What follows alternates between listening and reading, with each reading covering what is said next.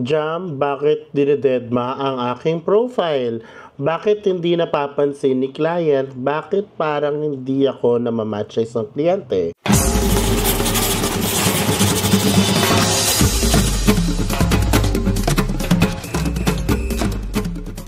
What is up guys, I'm Jam of Buhay VA, also the founder of Barangay VA Community, and welcome to the third episode of my Coconut VA Insider Tips. For today's video, pag-usapan natin yung mga reasons kung bakit hindi kayo napapansin ni client or bakit hindi kayo namamatch kay client. Pasensya na sa background ko magulo, it's a weekend, mag-aayos pa lang ako ng kwarto, but hey, nandito tayo to add value, kaya focus tayo sa add value. I suggest na gawin nyo lang tong podcast, huwag nyo akong panoorin kasi mauumay kayo sa mukha ko.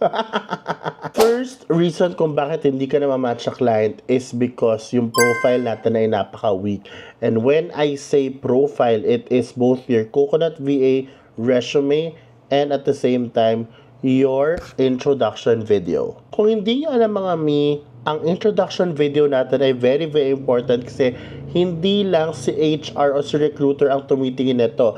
Ang nanonood nito ay ang aming mga kliyente. Pinapanood nila mga to kasi dito yung part kung saan mamimili sila ng mga aplikante na interview nila for client interview. So if your introduction video is not impactful, then oh my gosh, malamang isi-skip ka nila. If you guys want to complete guide kung paano ba gumawa ng epektibong intro video for Coconut VA, nakalink yan sa ating description box. Go! So, meaning to say guys, take that introduction video seriously.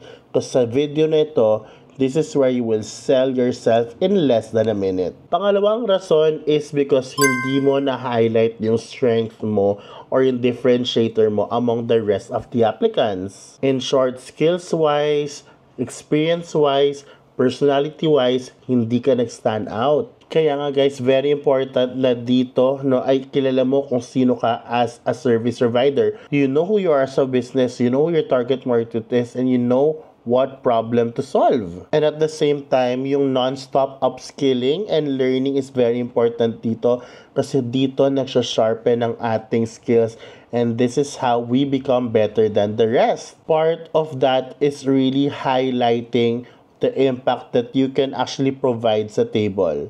And not just that, but proof na talagang kaya mong gawin yun sa kliyente mo. Because at the end of the day, as freelancers, we are problem solvers. Kaya kung kaya mong i-prove at ibenta ang sarili mo sa kliyente with all confidence and convictions with bonggang personality, then mas mag-stand out ka. And lastly, number 3 is that your profile is too generalized. Nakaka-confuse kung sino ka ba talaga as a service provider. Nakakita ko ng mga resume na nakalagay doon ay General Virtual Assistant, Executive Assistant, Social Media Manager.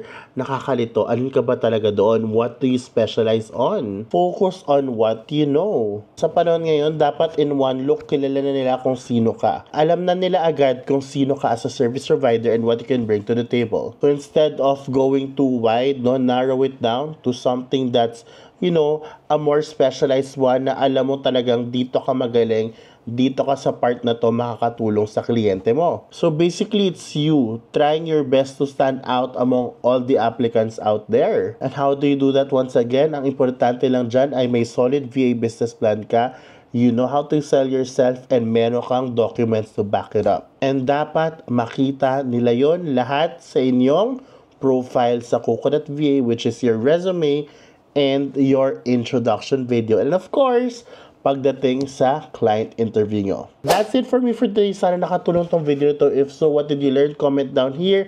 Click that like button, subscribe, and of course, mga mi, share nyo to sa mga friends or family members or colleagues nyo na gustong maging part ng virtual workspace, or of course, Coconut VA. If you wanna apply, click the application form below as well.